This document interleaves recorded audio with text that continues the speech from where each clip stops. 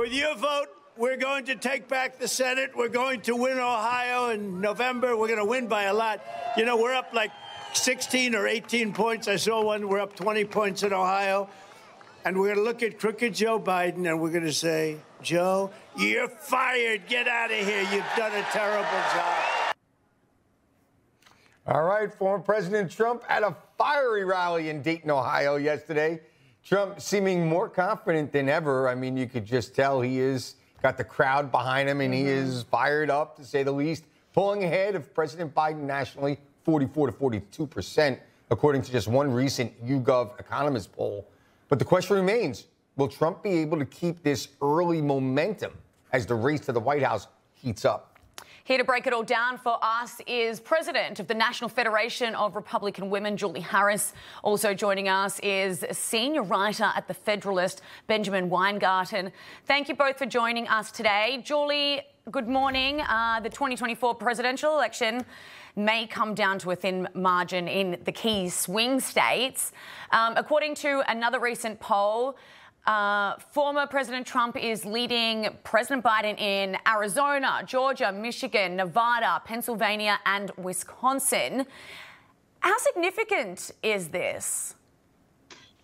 Well, Sarah, it's very significant. The American voters, they're concerned about the border. They're concerned about inflation and economy, and they're concerned about their children. When you think about the women's vote, which the National Federation of Republican Women is going to go after, we believe that we can deliver that for President Trump.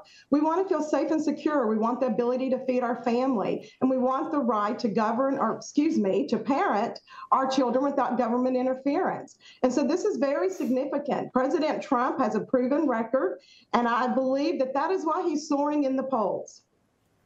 All right, Benjamin, in the House Judiciary Committee hearing that was on Tuesday, former special counsel Robert Hurt stood by his findings.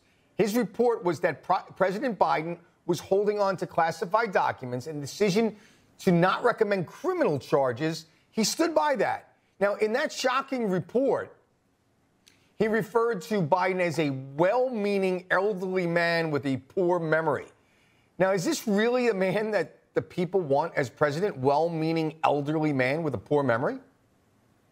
The Robert Hur report was the kiss of death, and his testimony only further underscored the fact that, contrary to what Democrats wanted to portray during that hearing, he did not exonerate Joe Biden. It is not an exoneration to say that you don't have the mental capacity to stand before a jury and actually get a fair trial, essentially, on the merits. However, of course, he wouldn't charge him. So at the same time, he underscores the double standard nature of our justice system, or injustice system, which is itself on trial and really on the ballot come November.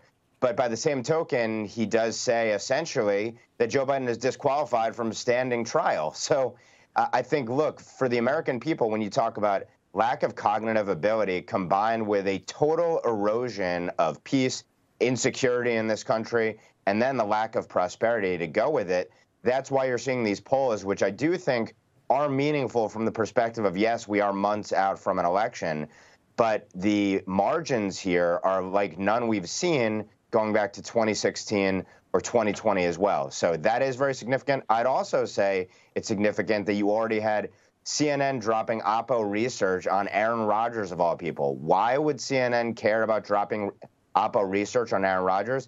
The Democrats are deathly afraid of the RFK Jr. ticket, I believe, because they think it might steal margins that they need in these battleground states as well. So all of these are bullish signals, I believe, for Trump 2024. I'm glad you brought that up, Ben, because I was just about to ask Julie about RFK's potential VP picks. He made headlines, as we know, we just spoke about it, for picking Aaron Rodgers, the Jets quarterback, and former Minnesota Governor Jesse Ventura. Sources are now saying, actually, that he's now expected to pick attorney and tech entrepreneur Nicole Shanahan. Who do you see will be the most beneficial to his campaign? You know, I can't say. What I can say is that the Republicans, this is a great opportunity while the Democrats are struggling and dealing with a divide in their own party and at risk of having a third candidate come forward and hurt Joe Biden, we are united. We passed a unity resolution calling on all Republicans to celebrate Trump's primary victory and unite behind him. And so the National Federation of Republican Women, we are focused on Trump. We are not watching what the Democrats are doing because they have failed policies. We are the solution, and we plan to lay that out to the American voters in this election. Fair enough. Benjamin, very quickly, 20 seconds. Mike Pence not going to support President Trump. Not sure that's a big surprise. 20 seconds. What do you think about that?